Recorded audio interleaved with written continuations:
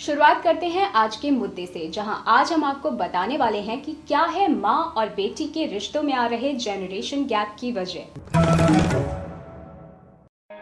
बचपन से निकलकर जब एक लड़की टीनेज की तरफ कदम रखती है तो न सिर्फ उसके मन में उठ रहे होते हैं ढेरों सवाल, बल्कि पल रहे होते हैं ढेरों ख्वाब भी। और यही समय होता है जब एक माँ को बनना होता है अपनी बेटी की सबसे अच्छी दोस्त भी। पर बदलते जमाने के बीच अक्सर पेरेंट्स की रोक टोक और जनरेशन गैप बन जाती है विचारों में मतभेद की बड़ी वजह। आजकल कई ऐसी चीज़ें हैं जिनको लेकर पेरेंट्स हमें मना कर देते हैं सीधा।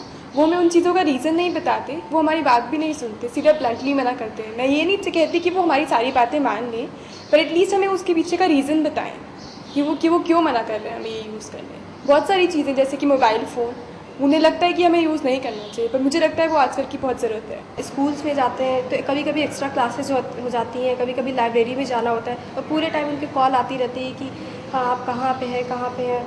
तो उन्हीं चीज़ को समझना चाहिए कि कभी कभी हम लोग को एक्स्ट्रा काम भी पड़ जाते हैं स्कूल्स में। सो रोक टोक कुछ हद तक तो सही है, लेकिन हाँ ज़्यादा नहीं होनी चाहिए। वेस्टर्नाइजेशन के बढ़ते चलन के बीच युवाओं को रास आता है सिर्फ एक स्वच्छंद लाइफस्टाइल, जहां किसी भी किस्म की रोक टोक उन्हें गवारा नहीं। वहीं दूसरी तरफ एक मां की चिंता होती है युवा हो रही बेटी को सही गाइडेंस देना, जिससे सामाजिक असुरक्षा उसके आड़े न आ सके। लड़कियां बड़ी होती हैं, मैच्योरिटी की ओर बढ़ती हैं, 13 साल की हो जाती हैं, तो माँ को थोड़ी सी सावधानी बरतनी पड़ती है। वो इसलिए कि उस समय बच्चे का शारीरिक और मानसिक विकास जो होता है वो बचपन से कुछ हटकर होता है। बड़े होने लगती हैं लड़कियां, तो एक माँ को बहुत ही सावधानी के साथ उनको इस चीज़ को बताना है कि अब आप में एक तरह की मैच्योरिटी आ रही है और उस मैच्योरिटी को आप कैसे फेस करेंगे। Nowadays the children उन लोग बहुत मेच्योर हो गए हैं, but they should be allowed to take their own decisions. और the parents should, the mother specially should guide the teenage girls in the right direction. Just guide, not throw their opinion on them. जोर नहीं देना चाहिए. So just guide them and let them make their own decisions, because the mother is actually a girl's best friend.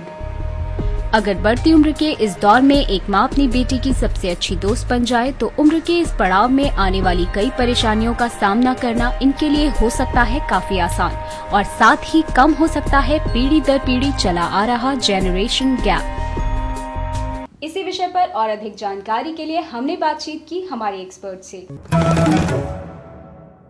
क्या आपको लगता है कि आज के मॉडर्न जनरेशन में भी कहीं ना कहीं माँ और बेटी की सोच में एक जनरेशन गैप है? जनरेशन गैप बहुत है और आ रहा है, और दिनों दिन मैं तो कह रही हूँ बढ़ ही रहा है। क्योंकि मैं इसमें ऑब्जर्व कर रही हूँ ऐसी बातों में कि हम जब छोटे बच्चे थे तो हमारी माएँ हमारे को जो कुछ बोलती थी, एडवाइस करती थी किसी भी उसके ऊपर, तो हम उसको बिना कुछ क्वेश्चन किए उस बात को एकदम हम लोग अमल कर लेते थे। ये सोच के एक फेथ था हमारे अंदर कि हमारी माँ जो हमारे को कह रही है हमारे भले के लिए कह रही है और उसको हमको करना चाहिए। मगर आजकल के जो बच्चे आप देख रहे हैं कि आजकल के बच्चे तो आप उनको क्वेश्चन कुछ बोलो, उनके पास पहले लॉजिक स्टैंडिंग उनके पास होते हैं, वो आपको सीधा कहेंगे मम्मा यू डोंट नो।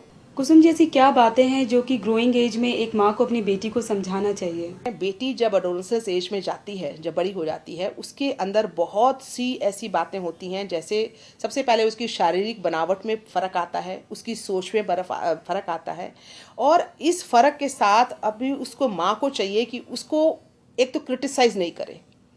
वो ना तो बच्चे में रही ना वो बड़े में रही, तो वो खुद ही परेशान है। ये एडोलेसेंस एज बहुत ही खतरनाक है। वो बच्चा ना तो बच्चे में रहता है ना वो बड़े में रहता है। उस वक्त उसको माँ का सपोर्ट चाहिए। उस वक्त माँ को ये चाहिए कि बजाय उसको क्रिटिसाइज करने के लिए उसकी बात को समझे, उसकी प्रॉब्लम्स को आप सुनो, संयम के साथ सुनो, पेशेंस के साथ सुनो, उसको क्या कहना चाह रही है, और अगर उसकी कोई प्रॉब्लम्स हैं उसका निदान करो।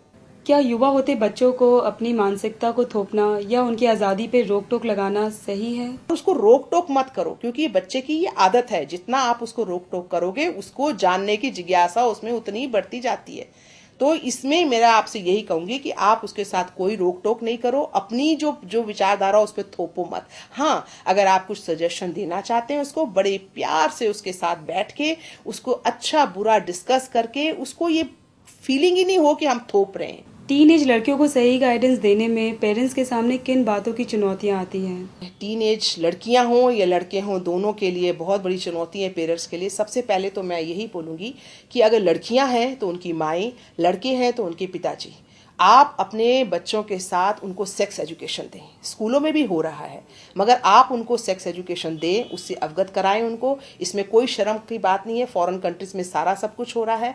फिर उसके बाद अब एक है प्रॉब्लम आती इंटरनेट की। बच्चे आजकल इंटरनेट का बहाना करके कि हमको स्टडीज़ करनी है, हमें इंटरनेट करना है, तो उस इंटरनेट के ऊपर आप बच्चों के साथ, मैं तो ये बोलूँगी माँ लोगों को कि आप भी उस टेक्नोलॉजी को सीखो, ताकि आपको ये पता तो चलेगा कि आपका बच्चा क्या कर रहा है। माँ और बेटी के रिश्तों में आ रहे इस जनरेशन गैप को हम किस तरह कम कर सकते हैं? आप इसी से मैं तो सबसे अभी भी आपको यही चीज़ कही है कि आप टाइम दो।